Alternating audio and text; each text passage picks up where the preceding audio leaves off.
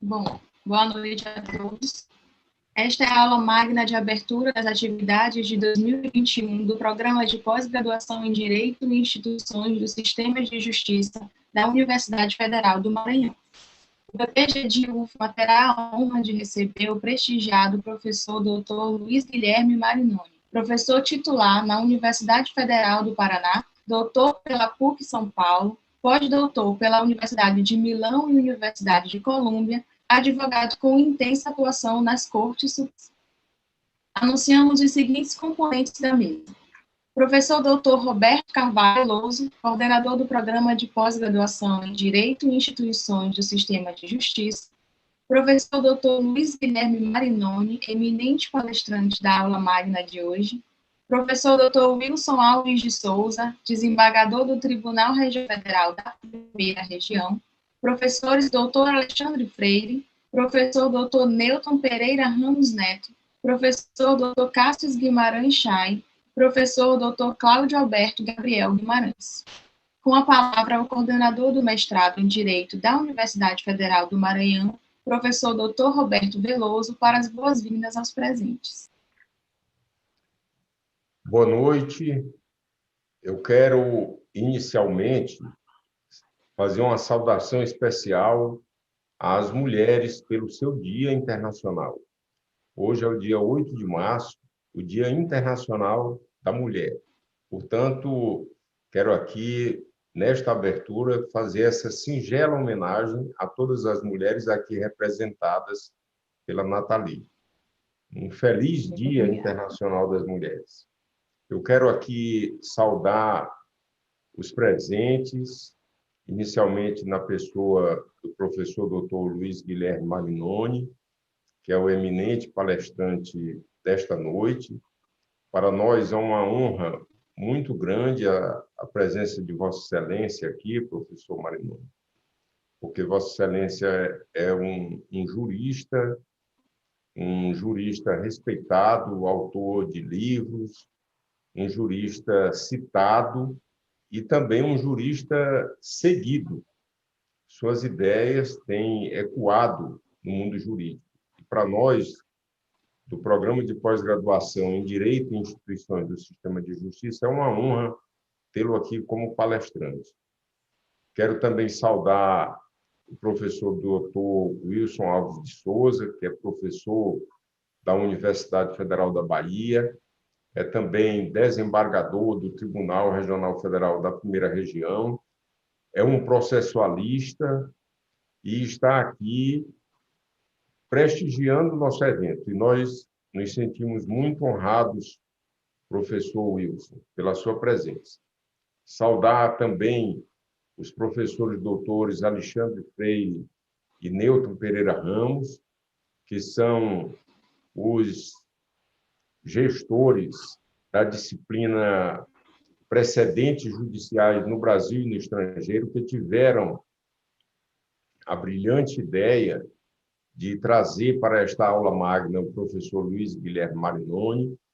Quero saudar também, especialmente, os professores doutores do programa, que aqui se fazem presentes, o professor Cássio Chay e o professor Cláudio Alberto Guimarães, que, inclusive, trouxeram os seus alunos da graduação para estarem presentes nesta oportunidade. Eu quero dizer, mais uma vez, que o Programa de Mestrado em Direito da Universidade Federal do Maranhão se sente honrado com a presença do professor Marinoni para esta aula magna de início de semestre. Muito obrigado. Com a palavra, o professor Dr. Alexandre Freire, para a apresentação do palestrante. Primeiramente, eu queria mais uma vez agradecer a gentil presença do professor Luiz Guilherme Marinoni nessa noite, que nos brinda com uma notável conferência a respeito dos precedentes no direito no exterior e no Brasil, ou seja, uma perspectiva comparada. é um tema que o professor Marinoni já vem desenvolvendo há muito tempo, é um dos precursores dessa abordagem no Brasil. Eu conversava antes do início dessa cerimônia de abertura com os colegas que o professor Marinoni é um dos grandes intelectuais, não apenas no Brasil, mas na comunidade de língua portuguesa. O professor Marinoni tem artigos e obras publicadas no Brasil, no exterior. É um nome que tem influenciado fortemente a legislação brasileira, a doutrina e, sobretudo, a jurisprudência dos tribunais superiores no Brasil. É um interlocutor internacional, é um nome que tem suas obras repercutindo internacionalmente e, no âmbito dos tribunais superiores, tem promovido uma grande revolução quando os temas são precedentes judiciais, quando os temas versam sobre tutela antecipada, sobre provas, entre outras questões. Seria até ocioso mencionar o número de questões que o professor Marinoni tem influenciado a jurisprudência dos tribunais pátrios, principalmente as Cortes Supremas. É muito pouco provável que uma questão de envergadura no STJ, no Supremo Tribunal Federal, que envolva matéria processual e hoje também matéria constitucional, que o professor Luiz Guilherme Marinoni não seja mencionado. O professor Luiz Guilherme Marinoni tem uma grande virtude, é de transitar de um campo ao outro sem desconforto algum e de enfrentar grandes questões, seja da teoria do direito, seja do direito constitucional, do processo civil, com grande desassombro. E esse desassombro coloca o professor Marinoni em uma posição que nós podemos dizer de vanguarda, porque muitos dos seus textos, muitas das suas obras, só serão devidamente compreendidas algum tempo adiante. Muitas das obras que o professor Marinoni escreveu no passado, que em um primeiro momento causavam algum estranhamento na doutrina, hoje estão consolidadas na legislação vigente, ou fazem parte do patrimônio hermenêutico do STF, do patrimônio hermenêutico do STJ. Então, nós estamos falando aqui, sem nenhum tipo de exagero, de um titã do direito processual, do direito constitucional. Para mim é uma grande honra ter sido aluno do professor Marinoni, de ter o professor Marinoni como um grande interlocutor e ter o professor Marinoni como um grande entusiasta dos meus trabalhos, das minhas iniciativas. Eu costumo dizer, na vida, parafraseando um grande constitucionalista americano, John Hart Ely, na vida nós não precisamos ter muitos heróis, nós precisamos escolhê-los cuidadosamente. E os meus heróis são poucos, entre os quais eu destaco a figura do professor Luiz Guilherme Marinoni. Já falei isso para ele em diversas oportunidades, publicamente aqui, e repito. Então, professor Marinoni, é uma grande honra recebê-lo na Universidade Federal do Maranhão, que é a minha casa, onde eu fiz a minha graduação, onde eu sou professor e onde eu tenho a honra de ter grandes amigos, entre os aqui estão ali prestigiando e também os meus professores. Então, com a palavra, o professor Luiz Guilherme Marinoni. Boa noite a todos. Eu cumprimento aqueles que estão que foram expressamente nominados ao início desses trabalhos, também aqueles que nos estão assistindo, e ao meu querido amigo Alexandre Freire, especialmente pela sua generosa saudação. É um grande prazer poder falar num evento da Universidade Federal do Maranhão, estado em que eu tenho grandes amigos, muitos colegas, e também amigos de outras áreas, e onde já estive em algumas ocasiões para também dialogar sobre o direito.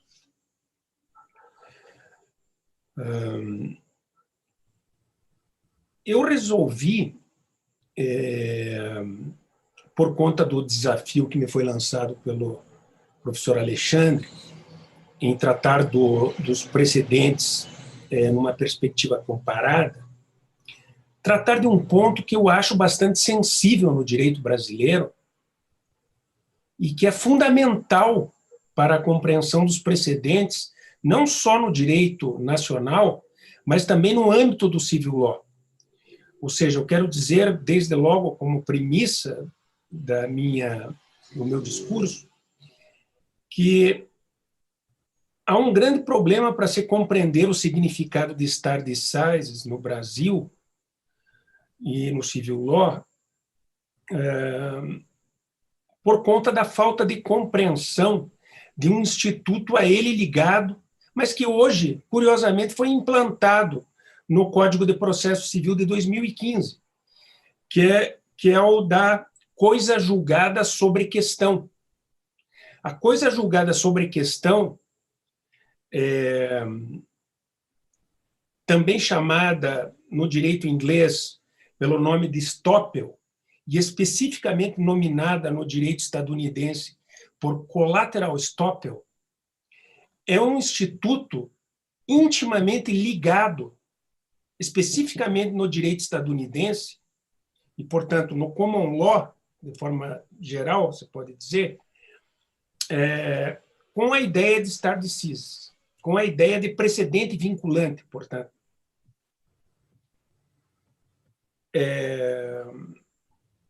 Entretanto, no Brasil, ainda nós não nos demos conta sequer da introdução da coisa julgada sobre a questão no artigo 503 do Código.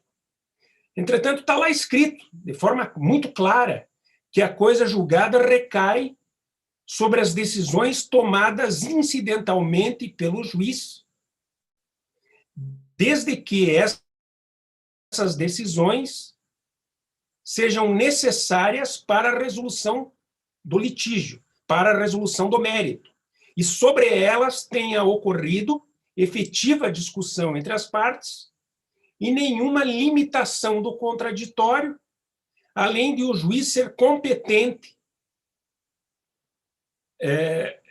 materialmente para proferir a decisão sobre a questão, assim como para proferir a decisão sobre o pedido formulado pelo autor.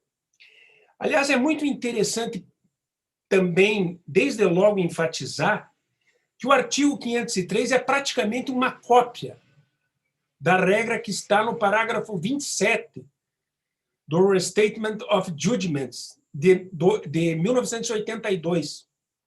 Esse restatement é fruto, não é uma lei, mas ele tem uma força muito parecida com a da lei para os operadores do direito nos Estados Unidos, e é fruto do trabalho da doutrina e também da jurisprudência dos tribunais, especialmente da jurisprudência da Suprema Corte dos Estados Unidos. Mas essa similitude entre as duas regras deixa absolutamente claro que a nossa ideia de coisa julgada sobre a questão não pode deixar de ser relacionada com o collateral estoppel dos Estados Unidos. Muito bem, mas para que se possa compreender este problema, é vital tentar entender, afinal de contas, por que a coisa julgada no sistema de civil law, por que a coisa julgada no sistema de civil law é restrita ao pedido e às partes. Ou melhor, sempre foi, na generalidade dos sistemas, restrita ao pedido e às partes. É possível dizer, em primeiro lugar, que esta ideia tem relação com o princípio da liberdade, tal como formulado pelo direito liberal francês. O princípio da liberdade esteve à base do princípio da declaratória incidental, também moldado pelo direito francês há quase 200 anos atrás. A ideia era de que a coisa julgada, ou, em outras palavras, aquilo que deve ser decidido pelo juiz, deve ser previamente definido pelo autor. Afinal de contas, é o autor que corre o risco de, diante de uma decisão desfavorável, não poder mais rediscutir o direito que foi posto em juízo. De modo que a definição da coisa julgada no processo deveria ficar sempre, segundo esse princípio, que deu origem ao princípio da declaratória incidental e a limitação da coisa julgada ao pedido, deveria ficar sempre restrita e limitada, delimitada pelo pedido do autor. Ou seja, o autor não poderia ser surpreendido jamais pela coisa julgada. Ele não poderia ficar submetido a uma decisão que lhe impede de voltar a decidir uma determinada questão, a não ser que tivesse delimitado expressamente na petição inicial aquilo que deve ser julgado e, portanto, definido em termos de coisa julgada pelo juiz. Em outras palavras, criou-se a essa época a ideia de que só opera a coisa julgada numa ação comum em face do pedido realizado pelo autor ou, eventualmente, caso uma questão surja no curso da demanda, no curso do processo, como suscetível de decisão autônoma, pelo pedido formulado na ação declaratória incidental, que nada mais é do que uma outra ação dando origem a um outro processo. Ou seja, a declaratória incidental é uma reafirmação da ideia de que a coisa julgada está limitada ao pedido e, por conta disso, à liberdade do autor. Esta ideia, embora discutida no direito alemão por algum tempo, prevaleceu na ZPO de 1789. A ZPO, o parágrafo 327 da ZPO de 1789, deixou claro que a coisa julgada fica limitada ao pedido e, se for ao caso, pela ação declaratória incidental. Toda a formulação germânica desta época teve grande influência, como todos sabem, sobre o direito italiano. Quando ela chega ao direito italiano, a partir dos estudos de Giuseppe Chiovenda dá um tom um pouco diferente para a questão da coisa julgada, talvez por conta do nacionalismo. Disse ele, não se trata aqui de fazer prevalecer o direito alemão. Nós temos que simplesmente resgatar a coisa julgada romana. E a coisa julgada romana é muito clara. A coisa julgada romana tem a ver com a necessidade de impedir que alguém que perdeu a demanda possa usurpar o bem da vida conferido ao autor pela decisão judicial. Ou seja, a ideia de coisa julgada romana é uma ideia que tem a ver com a solução de um litígio concreto e com a imutabilidade desta decisão que lhe corresponde e com a impossibilidade de uma das partes, na verdade, negar a decisão que resolveu o conflito de interesses, ou seja, que resolveu o litígio ou que resolveu o mérito ou que julgou o pedido. É o bem da vida atribuído ao autor pelo pedido, em termos concretos, ou o próprio bem da vida que corresponde à declaração de improcedência outorgado ao demandado pela sentença de improcedência, que, na verdade, aí importa, em termos de coisa julgada.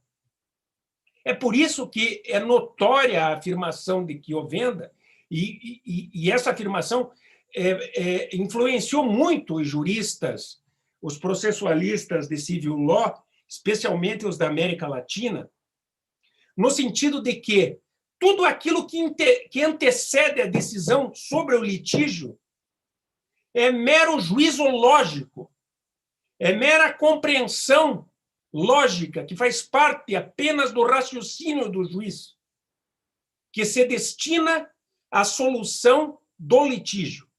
O que importa, em outras palavras, é a solução do litígio. Tudo que antecede a solução do litígio, ainda que indispensável para que essa solução ocorra, é mero raciocínio lógico. É, como dizia Chiovenda, lavoro lógico. É trabalho lógico. Ele, obviamente, nunca conseguiu explicar o que é trabalho lógico e qual é a diferença entre uma decisão que recai sobre o litígio ou sobre o pedido e uma decisão que recai sobre uma questão. Ele nunca conseguiu explicar por que uma decisão sobre uma questão que prejudica a solução do litígio é um simples trabalho lógico. Ele resolveu dizer que era um trabalho lógico porque estava preocupado fundamentalmente em dar a alguém um bem da vida. Ou seja, ele estava preocupado com um processo que pressupunha que a sua função era dar a alguém um bem da vida, em termos concretos.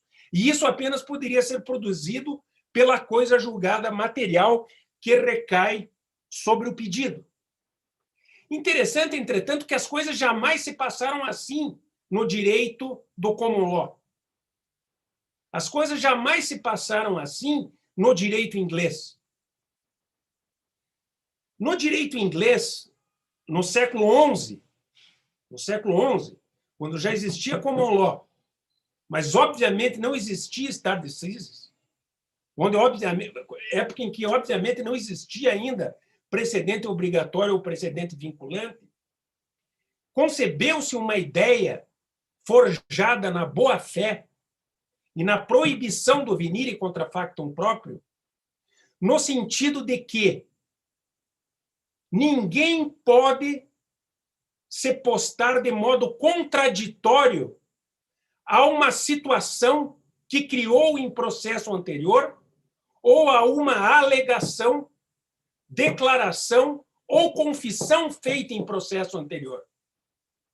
Por uma questão de boa-fé, por uma questão de proibição de venire contra factum próprio.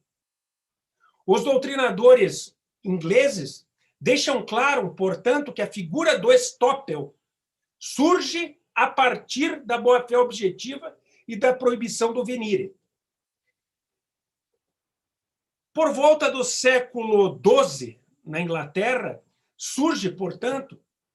aparece, portanto, a ideia de estoppel by records, ou seja, o estoppel que se dá em face do registro das alegações, das declarações, das confissões e da prova produzida pelas partes no processo anterior. A declaração da prova, o registro, melhor, da prova, o registro sobre as declarações, alegações e confissões impediria que a parte, num processo futuro, se portasse de forma contraditória diante daquele com o qual litigou no processo anterior. Isso porque, como todos sabem, a solução de um processo, muitas vezes, não elimina a totalidade do conflito de interesses que ocorre entre duas pessoas. Basta se pensar, por exemplo, num acidente de trânsito. Em face de um acidente de trânsito, em virtude da questão prejudicial, responsabilidade pelo acidente, eu posso realizar dois pedidos que dão origem a dois litígios. Um pedido de indenização por dano moral e um pedido de indenização por dano material. É evidente que eu posso formular esses pedidos, segundo a concepção do direito nacional, em ações separadas. Mas ambos os pedidos pressupõem uma mesma questão, uma mesmíssima questão, a da responsabilidade pelo acidente. Ora bem, se isso é verdade, se é verdade que um conflito pode dar causa a vários litígios entre duas partes, é evidente que, se uma questão que é absolutamente necessária para a solução dos 4 ou dos 5 litígios for decidida num primeiro processo, ela não pode ser desacreditada no segundo ou em qualquer processo pela parte que já foi vencida, por uma questão de boa-fé objetiva. Na realidade, é claro, as coisas não caminharam de forma tão nítida e tão lógica no direito inglês. A partir do estoppel by records, do estoppel pelo registro da prova, chegou-se, a partir de algum tempo, a partir do momento em que é introduzido no direito inglês, no século XIII, no século XII, no início do século XII, por força das chamadas leges Henrici, e da influência eclesiástica e da conquista dos reis normandos, a res judicata romana, ou seja, a res judicata romana, no século XII, é introduzida na legislação inglesa. Por força disso, os ingleses começam a pensar da seguinte forma: nós temos que conciliar o estoppel com a coisa julgada sobre o pedido. Então, as cortes, especialmente as cortes eclesiásticas, passaram a decidir da seguinte forma: ora, se eu não posso me contrapor contra algo que foi formado no curso de um primeiro processo,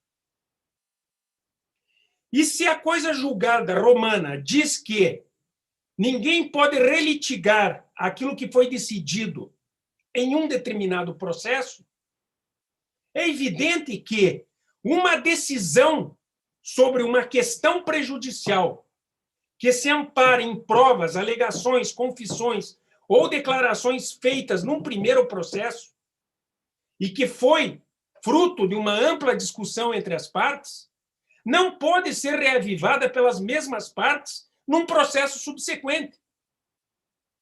Ora, se a prova produzida num processo que diz respeito a A e B não pode ser negada num futuro processo entre A e B, que versa sobre um outro pedido ou sobre um outro litígio, é evidente que a decisão sobre uma questão prejudicial, sobre a responsabilidade, por exemplo, que se pauta na prova, também não pode, por uma questão de lógica e de coerência com o raciocínio anterior, ser rediscutida num segundo processo. É por isso que os ingleses sempre admitiram, e admitiram quase que 7 séculos antes de instituírem o stare decisis no direito inglês, o estoppel. Eles sempre admitiram a coisa julgada sobre a questão muito antes de admitirem que alguém estaria obrigado em face de um precedente. E isso é muito óbvio. A razão disso é muito clara. Ora, se alguém pode ser obrigado em face de uma decisão proferida num processo entre A e B, como que ele pode ser desobrigado em face de uma decisão proferida no processo em que ele participou? Isso seria pouco mais do que contraditório. Não é? E é por isso que aí nós chegamos ao segundo ponto que nos interessa em relação ao collateral estoppel. É que, quando o collateral estoppel é introduzido no direito americano, o collateral estoppel é aceito pela Suprema Corte dos Estados Unidos numa decisão de 1876, no chamado caso Cromwell. Nessa decisão, a Corte, na sua fundamentação, praticamente não se preocupa com a boa-fé objetiva. O que ela afirma é a segurança jurídica. O que ela diz claramente é que, assim como a coisa julgada sobre o pedido é fundamental para preservar a segurança jurídica, a coisa julgada sobre a questão é ainda mais necessária para preservar a segurança jurídica. E, a partir daí, se passa a discutir uma outra questão, que é a questão da coisa julgada inter partes. Perguntam os americanos: será que a coisa julgada sobre a questão tem que ficar restrita às partes que litigaram? Por um tempo disseram eles que sim. Por quê?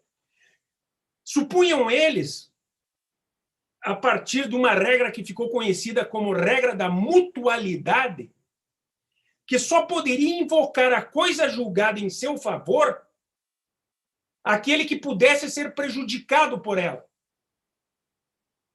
E não um terceiro que não participou do processo. Para exemplificar, porque eu sei que, em termos teóricos, a questão é complicada.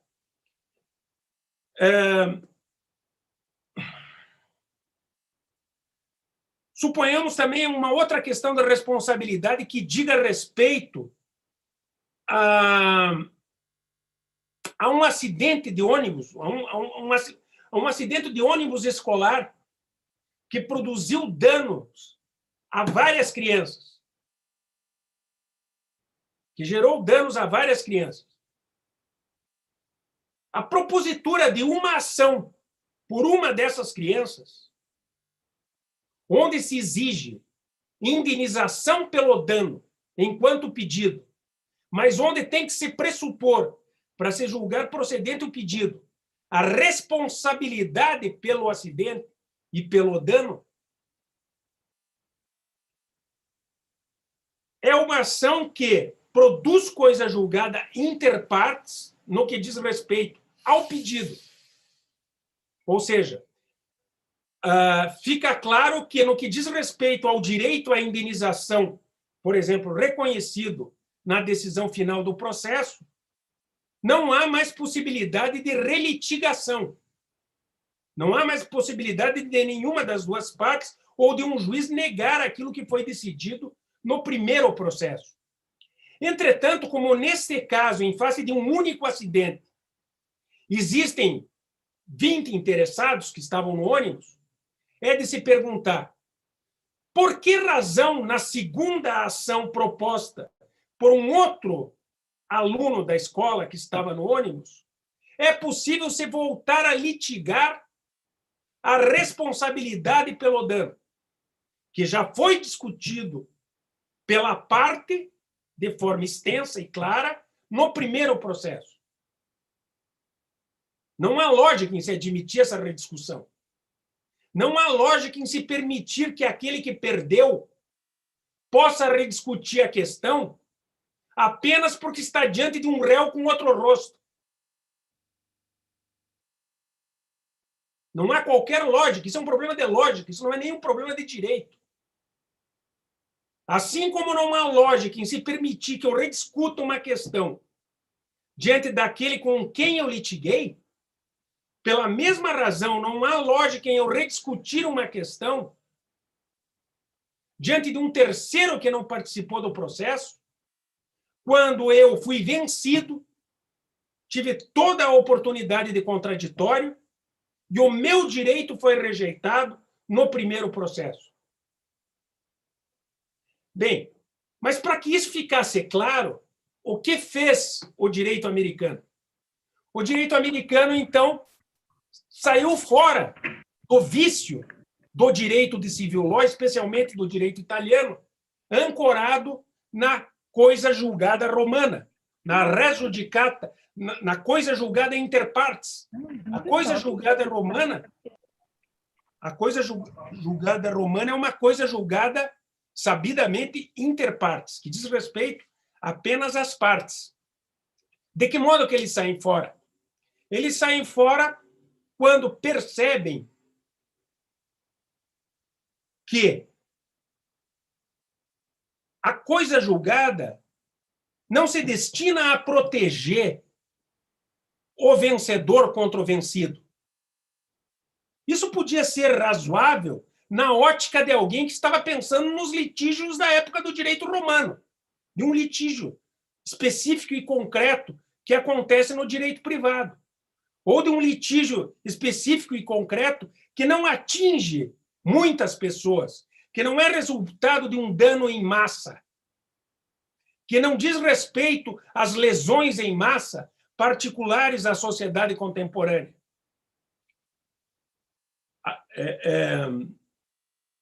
Quando se percebe isso, os americanos dizem, não, a coisa julgada tem por objetivo garantir a autoridade do juiz, a autoridade da jurisdição, a autoridade da decisão. Ela não serve para garantir o vencedor contra o vencido.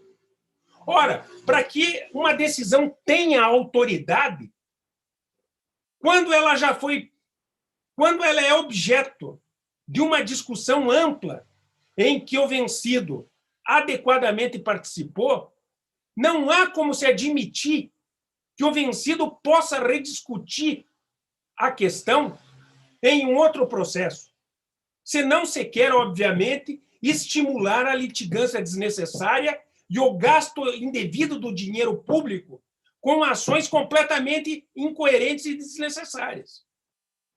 Esse é o argumento do direito americano. Esse é o argumento que, na verdade, prevalece na primeira decisão sobre o collateral estoppel em favor de terceiro, que é o chamado non-mutual collateral estoppel, o collateral estoppel que escapa da mutualidade, proferida pela Suprema Corte dos Estados Unidos em 1971, num caso chamado caso Blondertongue versus Universidade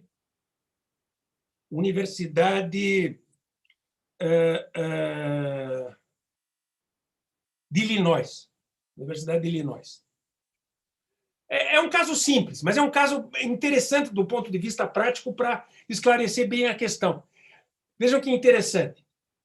Em um determinado caso, a Universidade de Illinois teria desenvolvido uma patente. Essa patente lhe garantia produzir de maneira exclusiva um determinado produto e vendê-lo, claro. Foi proposta uma, foi proposta duas, foi proposta 3 ações pela universidade contra pessoas que estariam produzindo o produto e o vendendo. Nessas 3 ações, o pedido da universidade, da fundação da universidade, foi julgado improcedente, declarando-se, ao mesmo tempo, que a patente da universidade, a patente mediante a qual a universidade queria proibir um terceiro de fabricar o produto, era uma patente nula. Era uma patente nula. Bom, é proposta uma 4ª ou 5ª ação, não sei, não se sabe se é a 5ª ou se é a 20ª. O que se sabe é que ela chega na Suprema Corte por conta de uma decisão da Corte Distrital que não aceita a alegação do laboratório que estaria produzindo, que estaria fabricando o produto em detrimento da patente, de que já havia sido declarada nula a patente num processo anterior contra a universidade, em que a universidade pôde adequadamente participar em contraditório. O que os juízes da Corte Distrital dizem? Dizem o seguinte: olha, não dá para se prejudicar aquele que perdeu numa ação anterior num outro processo.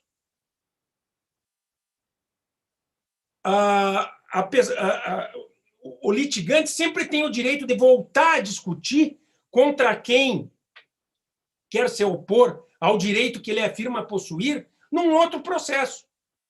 De modo que a decisão anterior aí pouco importa. A decisão anterior, produzida contra a universidade, não pode impedi-la de alegar novamente a patente para impedir um outro de produzir aquele produto, objeto da patente. Bom, o caso vai para a Suprema Corte dos Estados Unidos. O certiorari é admitido e a Suprema Corte decide. A Suprema Corte, então,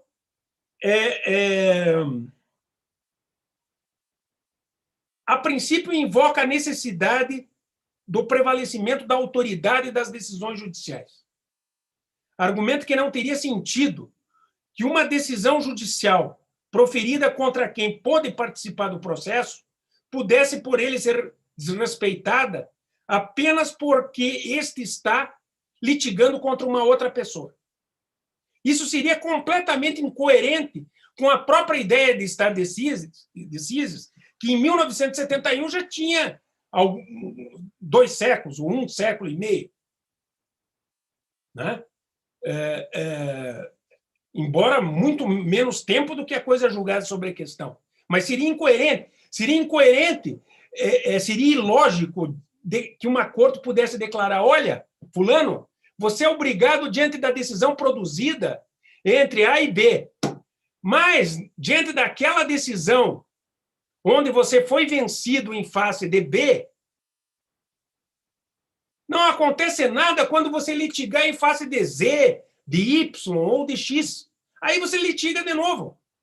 Ora, isso não tem a menor coerência com a própria ideia de estar decisis. Né? E nesse momento também a Corte, as decisões da Suprema Corte dos Estados Unidos, ao contrário das nossas, são sucintas. Mas a Corte invoca, um dos justices, invoca uma lição que foi produzida por Bentham, em 1827, no célebre Rationales of Evidence. Nesse livro, Rationales of Evidence, Bentham estava preocupado, Jeremy Bentham estava preocupado apenas e tão somente em demonstrar que uma prova contrária a alguém pode ser usada por um terceiro contra aquele contra qual ela foi produzida no primeiro processo. Essa era a preocupação de Bentham. Então, Bentham diz o seguinte, olha, expressamente, isso é invocado pela Suprema Corte, olha, se é ilógico, se não é correto admitir que alguém possa ser prejudicado por uma prova ou por uma decisão produzida em processo de que não participou, certamente não é incorreto, porque não é o mesmo supor que alguém não possa ser prejudicado por uma prova ou por uma decisão proferidas em processo em que houve plena oportunidade de participação e discussão. A lembrança da teoria de Bentham sobre a prova permitiu à Corte também justificar a sua decisão em relação às decisões. E, mais ainda, a Corte chega a dizer que a regra da mutualidade ou a regra da coisa julgada inter partes é muito bacana, seria muito bacana, num jogo, numa mesa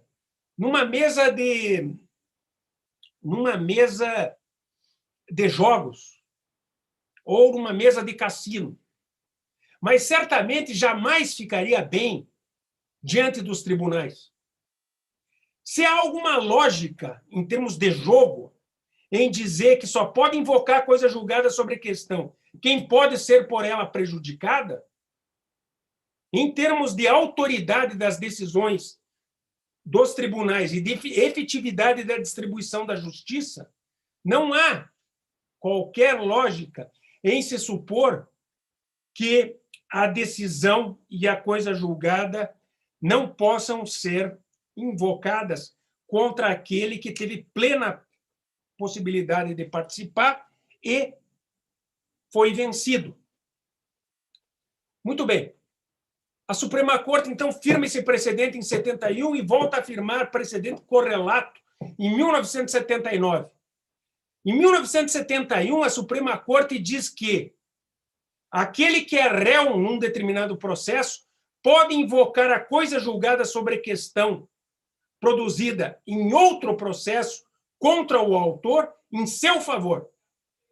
No precedente de 79, a Suprema Corte diz que o autor pode ir a juízo invocando uma coisa julgada em seu favor, que foi produzida em processo em que ele não participou, mas que é contrária ao réu contra quem ele quer litigar, que participou daquele processo onde foi proferida a primeira decisão em pleno contraditório. Percebam que coisa interessante. Por detrás disso está o conceito de coisa julgada nos processos coletivos, na class action. É por isso que nós, no Brasil, e no civil law, temos grande dificuldade de compreender a coisa julgada nas ações coletivas. Porque nós raciocinamos passando pela premissa, desconhecendo a premissa da coisa julgada que se forma sobre class action, desconhecendo a razão pela qual se instituiu a própria class action. Ora, se a coisa julgada beneficia os terceiros que não participaram do processo nos Estados Unidos, qual a razão da coisa julgada na class action, senão poder prejudicar ou beneficiar aqueles que são representados pelo autor da class action? Ao contrário do que ocorre no Brasil, onde os representados só podem ser beneficiados e jamais prejudicados. No Brasil é assim, né? No Brasil e na generalidade dos países de civil law. Na generalidade dos países de civil law, os representados que não participam diretamente do processo não podem ser prejudicados pela coisa julgada, que se forma erga omnes. Não podem ser prejudicados. Só podem ser beneficiados. O argumento é de que, bom, se o sujeito não pode participar diretamente, mas apenas a partir de um representante, ele não pode ser prejudicado. E isso, obviamente, é tão ridículo quanto a ideia que daí decorre, que é da possibilidade de várias repetições de ação contra um mesmo réu que já foi declarado sem responsabilidade só porque está diante de um outro autor ou de uma outra associação legitimada. Nos Estados Unidos, obviamente, não é assim. Nos Estados Unidos, a coisa julgada é pró e contra. Só pode ser pró e contra. Porque se ela é pró, ela simplesmente não precisa existir. Porque uma pessoa sozinha pode proteger a todos. É por isso que eu posso me instituir como autor da class action, como representante adequado para proteger a todos. Agora, se eu perco, aí sim é o problema. Porque daí eu vou prejudicar aqueles que não participaram do processo. Mas, segundo a lógica do sistema americano, não teria sentido permitir instituir uma ação caso não se pudesse prejudicar aqueles que estão sendo representados. Aliás, é apenas por essa razão que se qualifica o representante de adequado. Representante adequado, não é qualquer representante, é um representante que pode efetivamente defender e proteger os direitos daqueles que não estão diretamente no processo. É por esse motivo que eles podem ser prejudicados pela coisa julgada que se forma. Mas, enfim, essa é uma questão paralela, mas que guarda estreita conexão com o problema da coisa julgada em benefício de terceiro. Entretanto, a questão que é mais íntima com o problema dos precedentes é a que surge também no direito estadunidense, agora, nas últimas décadas, muito recentemente. Nas últimas décadas, em primeiro lugar, levou-se à Suprema Corte a seguinte questão. Será possível que a coisa julgada prejudique também quem não participou do processo? Nós já sabemos que a Suprema Corte, em 1998, se não me engano, ou melhor, em 2008 ou 2007, chega à Suprema Corte dos Estados Unidos a seguinte pergunta. Bom, nós já sabemos, Suprema Corte, que você entende que terceiros podem ser beneficiados pela coisa julgada sobre a questão. Mas a minha pergunta aqui é a seguinte: será que um terceiro que não participou do processo pode ser prejudicado pela coisa julgada que se formou num processo que versou sobre questão em que duas partes plenamente discutiram algo que é idêntico àquilo que volta a ser proposto perante um outro juiz? Percebam, esse é um problema absolutamente similar com o do IRDR. A pergunta que você fez à Suprema Corte, na verdade, foi a seguinte: olha, Suprema Corte, eu posso prejudicar todos aqueles autores ou réus que estão nos processos suspensos apenas porque o tribunal resolveu julgar para todos uma questão que eu reputo que é idêntica, sem que eles tenham participado do processo? A resposta da Suprema Corte foi clara e jamais contestada até hoje. Disse a Suprema Corte: está na raiz do direito processual constitucional americano a ideia de que todos têm o direito a um dia perante a corte. De modo que alguém só pode ser prejudicado por uma decisão quando for adequadamente representado. É o que ocorre na class action. Mas ninguém poderá ser prejudicado por uma decisão proferida num processo em que não teve assegurado uma defesa adequada por meio de um representante em que confia e que merece confiança. Percebam que a Suprema Corte dos Estados Unidos, portanto, acha abominável e inconstitucional o IRDR brasileiro. Nos Estados Unidos, o IRDR seria uma piada. Em primeiro lugar, o IRDR não tem nada a ver com estar decisis ou com precedente. Em segundo lugar, a fábrica de produção de decisões que o legislador quis montar com o IRDR para eliminar processos repetitivos é algo absolutamente inconstitucional, porque elimina a necessidade da participação de um representante adequado daqueles que tiveram seus processos suspensos.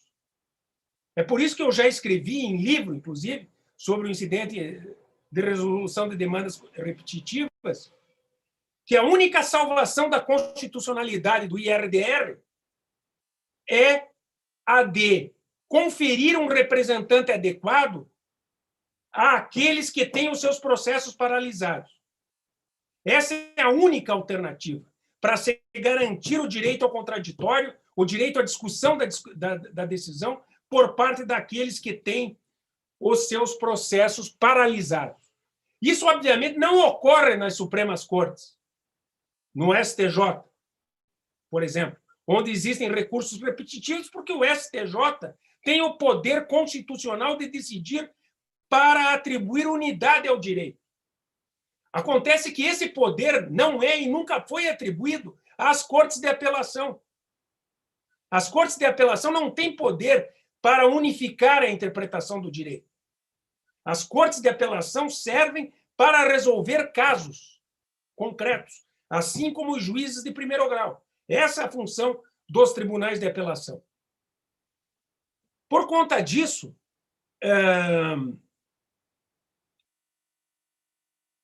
também deriva no próprio sistema, na própria doutrina e na jurisprudência americana uma outra questão bastante interessante, plantada depois da decisão da Suprema Corte, que diz: olha, é inconstitucional prejudicar quem não participou do processo.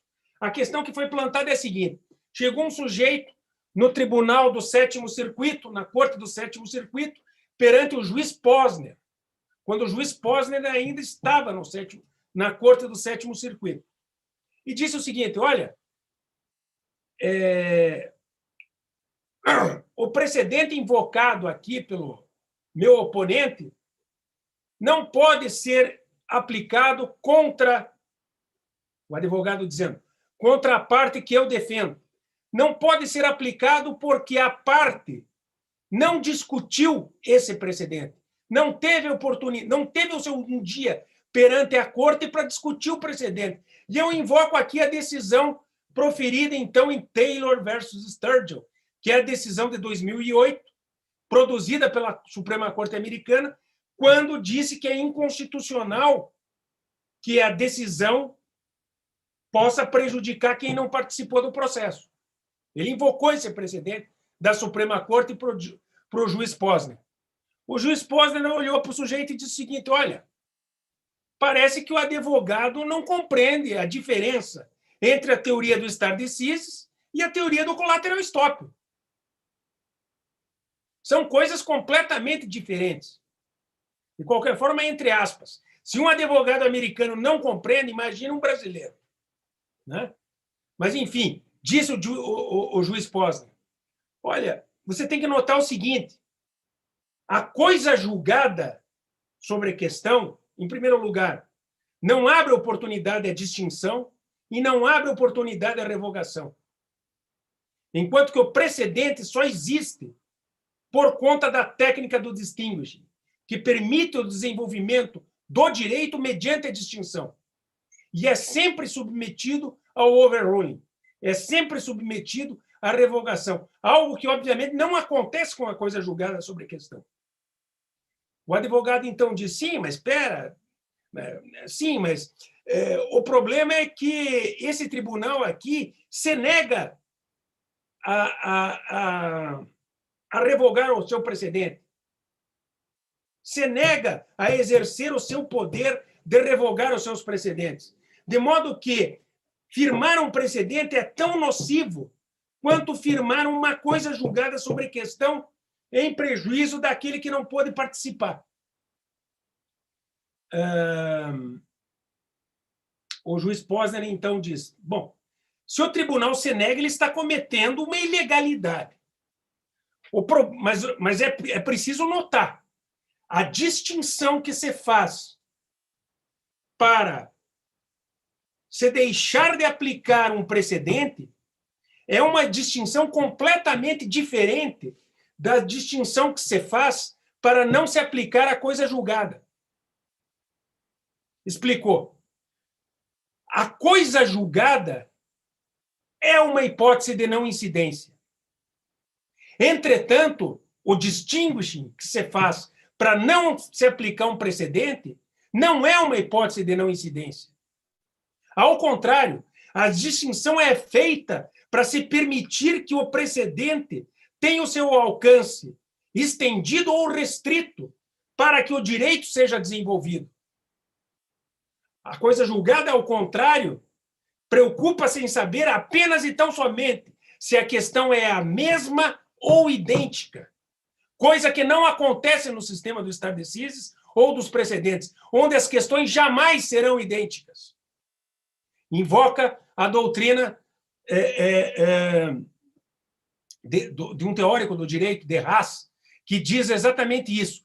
Haas diz que supor que o distinguishing dos precedentes é uma hipótese de não incidência é uma ingenuidade inexcusável. É um terrível erro, porque esse distinguishing jamais permitiria o desenvolvimento do direito. O distinguishing, em termos de distinção, que serve para dizer se há ou não há coisa julgada, só opera quando as decisões são idênticas, quando as decisões são iguais. Acontece que, para decisões iguais, eu não preciso de precedente. Eu preciso de precedente para orientar a sociedade a respeito de questões fundamentais do direito. Eu não preciso de uma máquina de produção de decisões para impedir os tribunais de pensar. Eu não posso ter uma máquina de...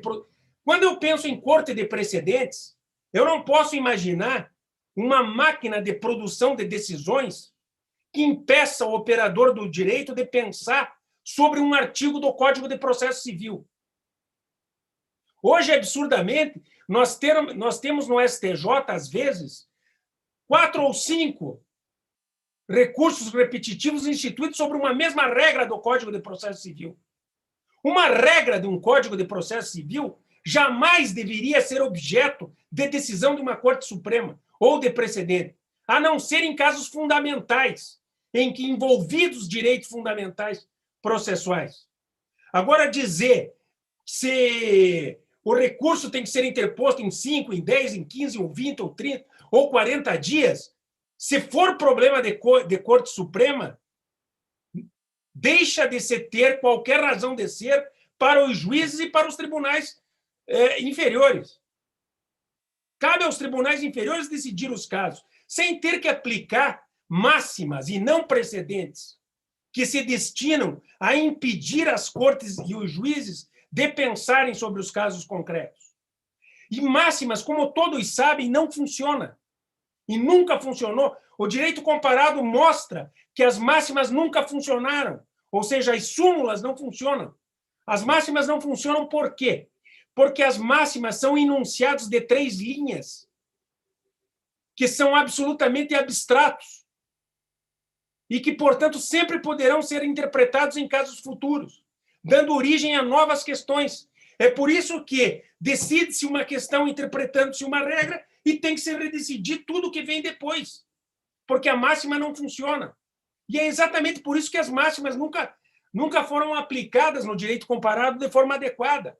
A Corte de Cassação italiana foi à falência e não funciona por conta exatamente do erro do civil law, do erro do direito italiano, ter imaginado que poderia uniformizar a jurisprudência mediante máximas, impedindo as cortes inferiores de decidir contra as decisões das seções unidas da Corte de Cassação.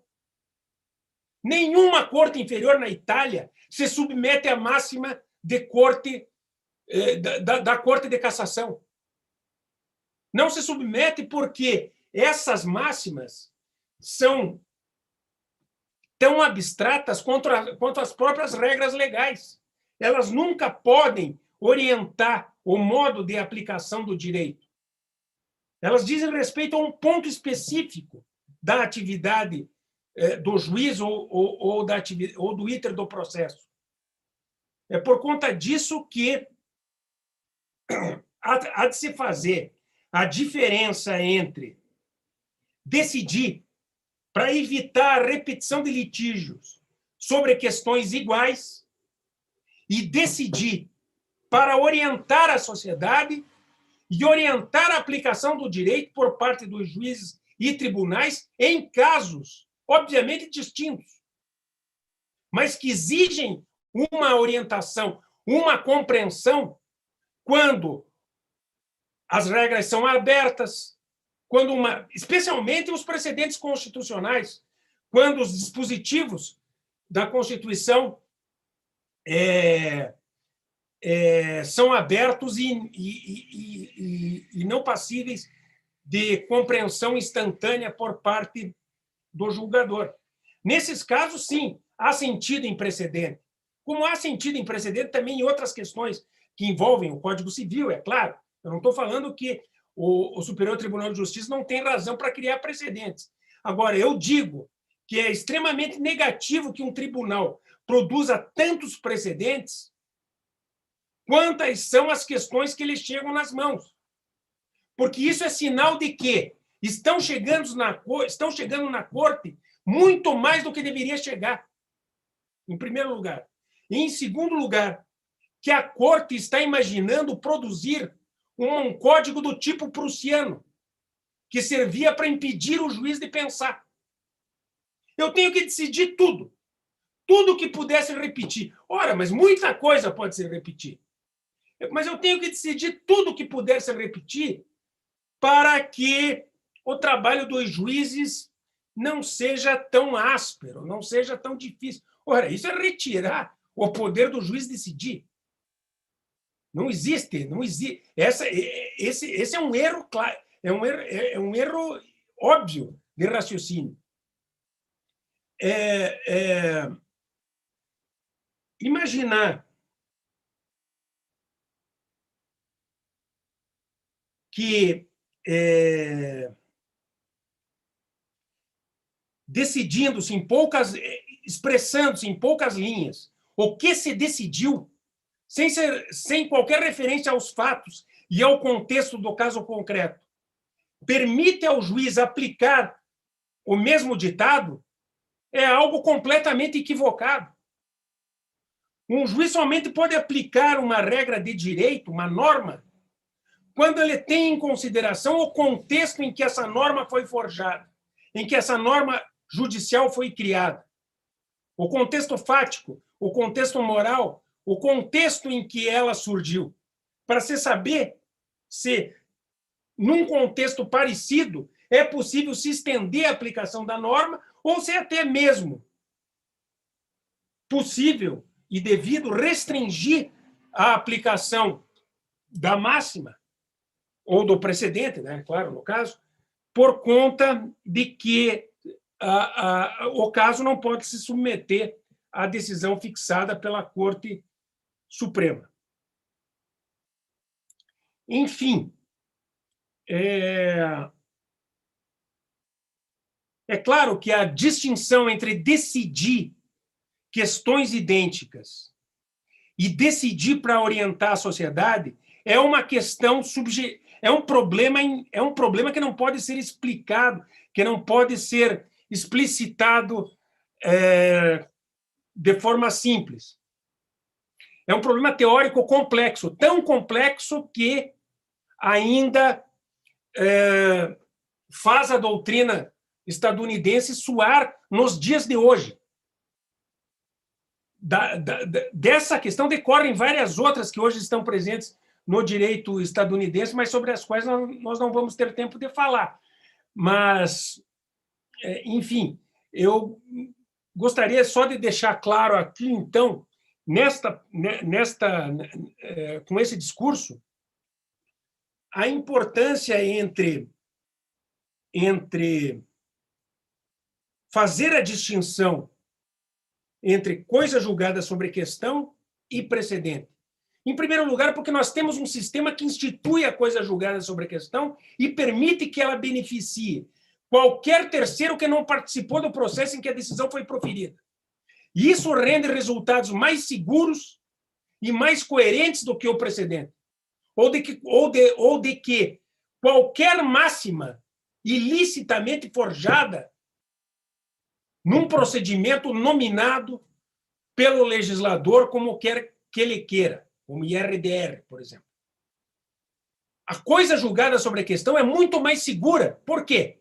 Porque aquele que está sendo prejudicado pela coisa julgada sobre a questão participou do processo. Enquanto isso, aquele que está sendo prejudicado pelo precedente não participou. Mais do que isso, a ideia de produzir decisões para solucionar casos repetitivos é uma ideia absurda e incoerente, porque é uma ideia que não parte do pressuposto de que a jurisprudência tem que iluminar as decisões futuras. Parte, sim, do pressuposto de que, uma vez surgido um conflito de dimensão plurima, é melhor se resolvê-lo com uma única penada, porque isso evita o trabalho dos juízes, porque isso evita a repetição de processos. Ora, a função dos precedentes não é evitar repetição de processos.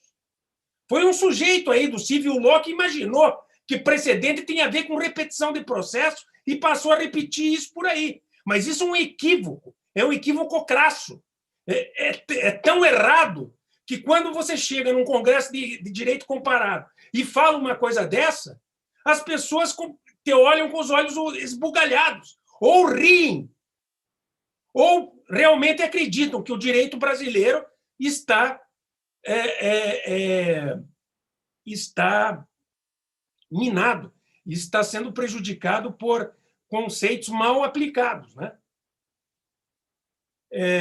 Enfim, também esse discurso todo demonstra que, para se compreender um instituto, é imprescindível o direito comparado.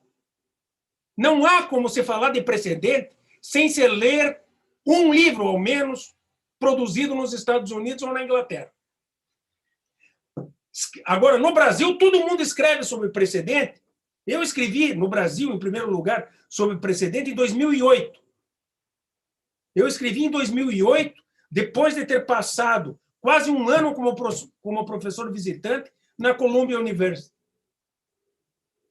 Depois de 2008, um monte de gente começou a escrever artigos e livros sobre o mesmo tema, sem sequer se preocupar com as origens, com a tradição do common law, onde os precedentes surgiram, sem sequer se preocupar com as razões da coisa julgada romana, mas simplesmente olhando para aquilo que deve ser, para aquilo que é melhor para o judiciário, para aquilo que é mais bacana, para aquilo que é mais rápido, para aquilo que dá menos serviço, e assim por diante. E produzindo, produzindo estudos que acabam impactando as decisões. E pior, não só impactam as decisões, como impactam a formação da cultura jurídica. A cultura jurídica não se forma ao acaso. A cultura jurídica se forma a partir do convencimento de pessoas que debatem a partir de motivos sólidos. O problema é que pessoas com autoridade, falando sem motivos sólidos, podem arrancar as bases de uma teoria do direito que deve ser alçada à solução das questões graves que são vivenciadas pelo direito processual e pelo direito de um determinado país. Passamos agora exatamente 2 minutos de 1 hora. Eu acho que depois de 1 hora, tudo que o sujeito fala se torna ou incompreensível ou muito chato. De modo que eu prefiro arriscar, ainda que sem ter esclarecido tudo o que gostaria, encerrar por aqui e agradecer novamente de coração ao professor Alexandre, ao amigo Alexandre, pelo convite e também a presença de todas as autoridades, colegas e amigos que estão aqui no vídeo e a todos aqueles que assistiram a esta palestra. Muito agradecido e cumprimento novamente, de forma efusiva, a Universidade do Maranhão por conta da sua pós-graduação e dos seus orientandos e das suas teses de mestrado e doutorado. Muito obrigado.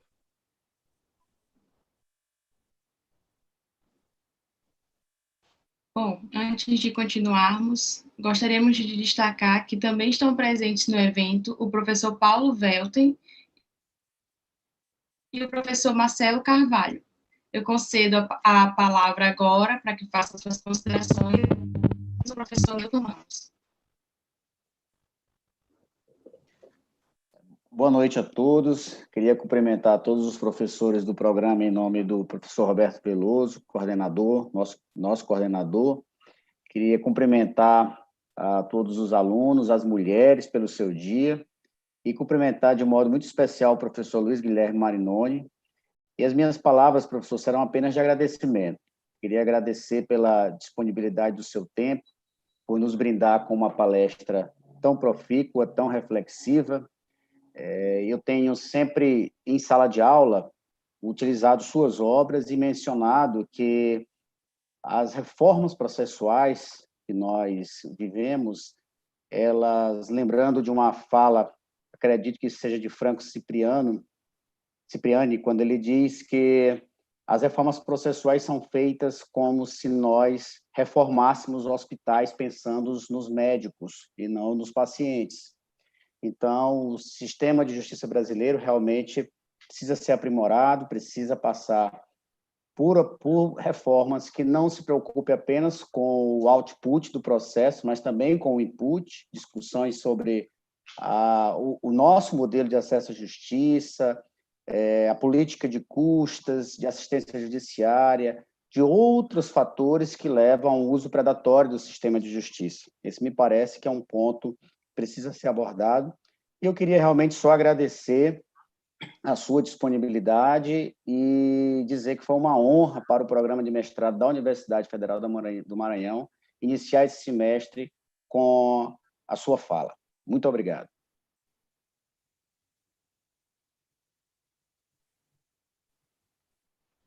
Com a palavra agora o professor Wilson Alves de Souza.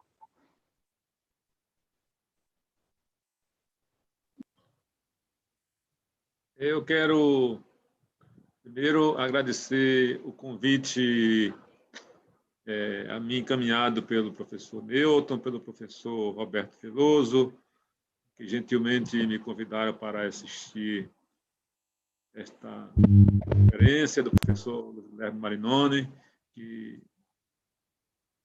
não é surpresa para ninguém, se revelou brilhantíssima e, como eu disse, aqui vir para presenciar o evento e aprender, não é? Aprender, portanto, com a exposição e e com as perguntas que por acaso venham a surgir, né? Não estou aqui para debater nem para perguntar, mas apenas para presenciar o evento e mais uma vez, renovar os agradecimentos pelo convite a mim formulado. Quero dizer que é uma honra para mim, uma satisfação imensa estar aqui assistindo este evento a nível de um curso de pós-graduação realizado pela co-irmã Universidade Federal do Maranhão. Muito obrigado.